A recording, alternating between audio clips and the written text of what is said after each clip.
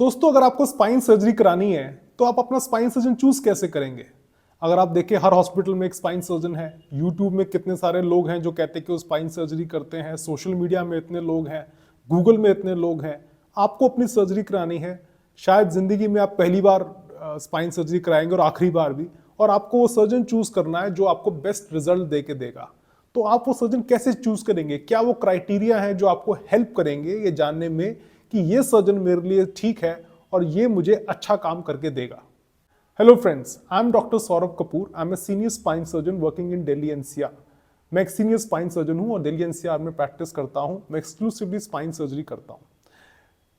जो फैक्टर्स आप सोचेंगे या जो बातें आप नोट करेंगे एक सर्जन में ये जानने से पहले कि हाँ इससे सर्जरी करानी चाहिए, उसमें कुछ बातें आती हैं। सबसे पहले आप देखिए, क्या वो एडिक्वेटली ट्रेंड है स्पाइन सर्जरी में?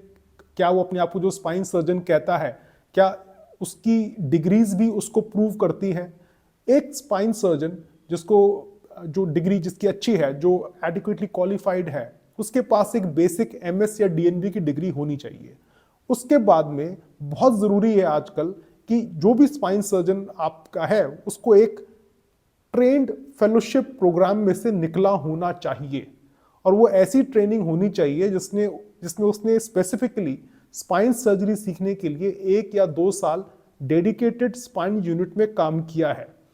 1-2 महीने की फेलोशिप्स करना, सिर्फ अपने नाम के आगे एक टैग लगा देना सफिशिएंट नहीं है कि वो एक आपको अच्छा स्पाइन सर्जरी का रिजल्ट दे पाएगा। जब तक कोई इंसान 2 साल तक स्पाइन सर्जरी के अंदर बिल्कुल लिप्त नहीं हो जाता, तब तक वो सर्जरी से होने वाले कॉम्प्लिकेशंस या सर्जरी कैसे ठीक बेस्ट करी जा सकती है पेशेंट के हिसाब से, उसमें वो समझ ही नहीं आती है। तो आपका सर्जन फेलोशिप ट्रेंड होना चाहिए और उसकी बेसिक डिग्रीज अच्छी होनी चाहिए। दूसरा, बेस्ट ये रहेगा कि अगर आप स्पाइन सर्जरी किसी डॉक्टर से कराने जा रहे हैं तो उसके द्वारा ऑपरेटेड किए हुए पेशेंट से आप बात करें। आप उनसे एक्सपीरियंस लें कि जब आपकी स्पाइन सर्जरी हुई थी तो क्या इस डॉक्टर ने आपको सब कुछ समझाया था सर्जरी से पहले कि सर्जरी के बाद में क्या कोर्स होगा? क्या सर्जरी के बाद में उसका पेन ठीक हुआ था? क्या सर्जरी के बाद में उसको अच्छा फॉलोअप मिला था? क्या उसकी रिकवरी बढ़िया तरीके से हुई थी? अगर कोई कॉम्प्लिकेशन हुई थी तो क्या वो डॉक्टर उस कॉम्प्लिकेशन को संभाल पाया था? अगर इन सब से आपको पॉजिटिव रिव्यू मिल जाए 2-3 लोगों से, तो फिर तो कोई चिंता की बात ही नहीं है। फिर तो आप सर्जरी उसी डॉक्टर से कराइए। तीसरी चीज आप नोट करें कि वो जो डॉक्टर है आपकी सर्जरी किस टेक्निक से करता है। क्या वो ओपन टेक्निक से करता है या मिनिमली इन्वेजिव सर्जरी करता है या एंडोस्कोपिक सर्जरी करता है? बेस्ट ये रहेगा कि आप अपनी सर्जरी जो है वो मिनिमली इन्वेजिव टेक्निक से ही कराएं, क्योंकि उसके रिजल्ट्स वैसे ही अच्छे हैं। मैं ये नहीं कहता कि ओपन सर्जरी से आपका दर्द ठीक नहीं हो सकता, बट ओपन सर्जरी के कुछ नुकसान है। उससे ब्लड लॉस ज़्यादा होता है, कॉम्प्लिकेशन का रिस्क ज़्यादा रहता है, इन्फेक्शन ज़्यादा होती है, रिकवरी में टाइम ज़्यादा लगता है, और जिसके कारण से सर्जरी के रिजल्ट्स या आउटकम्स उतने अच्छे नहीं रहते। तो अगर आपके पास एक ऑप्शन है कि आप एक सर्जन से मिनिमली इन्वेजिव स्पाइन सर्जरी करा सकते हैं जिसके आपके पॉजिटिव रिव्यूज आपको अवेलेबल है, तो फिर उसी सर्जन को आप चूज करें। चौथा तरीका एक और है कि आप उसके रिव्यूज पढ़ सकते हैं सोशल मीडिया पे या फिर गूगल में। आजकल गूगल रिव्यूज का बड़ा ट्रेंड है। अच्छा कोई सर्जन होगा तो उसके गूगल रिव्यूज जो होंगे एटलीस्ट 4.7 से ऊपर ही होंगे। 5 स्टार, कंप्लीटली 5 स्टार रिव्यूज बहुत रेयर होते हैं, और आपको 300, 250, 300 रिव्यूज सारे 5 स्टार मिल रहे हैं तो कुछ गड़बड़ है। ऐसा नहीं होता है, कुछ ना कुछ तो आपको नेगेटिव रिव्यूज भी मिलते हैं। बट ओवरऑल जो रिव्यूज होने चाहिए वो पॉजिटिव होने चाहिए, और उसका आई वुड से कि 4.7, 4.6, 4.7 से ज़्यादा ही हो तो अच्छा है। एक चीज़ और आप जो नोट करेंगे आपके सर्जन में जिसको आप ऑपरेट कराने जा रहे हैं, जब आप उससे मिलते हैं तो आप जज करिए कि वो आपकी प्रॉब्लम कितनी पकड़ पाता है। क्या वो डायग्नोसिस ठीक बना पा रहा है?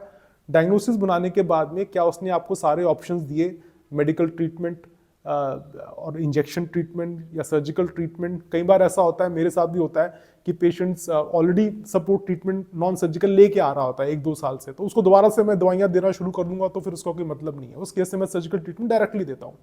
पर जनरली मैं ऑप्शन दे देता हूँ फिर भी कि हाँ ये 3 तरीके हैं, ये तरीके आप यूज़ कर चुके हैं तो आप सर्जिकल ट्रीटमेंट करिए।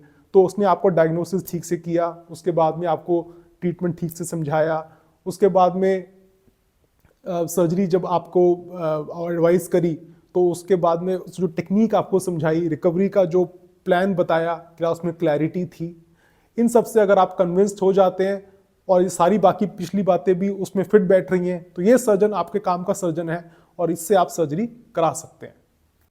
Last but not the least, अगर आपका जो सर्जन है वो एक्सक्लूसिवली स्पाइन प्रैक्टिस कर रहा है, तो उसके चांसेस ज़्यादा हैं कि वो दिन रात स्पाइन पेशेंट से उसका एक्सपीरियंस बहुत अच्छा रहा है, उसको पेशेंट्स की शुरू से लेके एंड तक की जर्नी, उससे होने वाली प्रॉब्लम्स वगैरह के बारे में ज़्यादा नॉलेज है और वो ज़्यादा फोकस्ड है।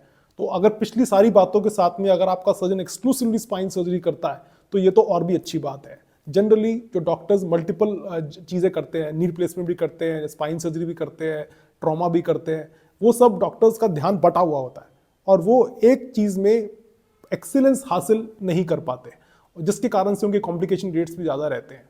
ये सारी चीज़ें अगर आपके डॉक्टर में है तो आप बिल्कुल जाइए, स्पाइन सर्जरी कराइए। स्पाइन सर्जरी का रिजल्ट 95% केसेस में अच्छा ही होता है। आई होप कि इससे आपको फ़ायदा हुआ होगा। If you like my content, please like and subscribe to my channel. अगर आपको मेरा पसंद आया जो मैंने कहा, तो मेरे चैनल को लाइक और सब्सक्राइब ज़रूर करें। धन्यवाद।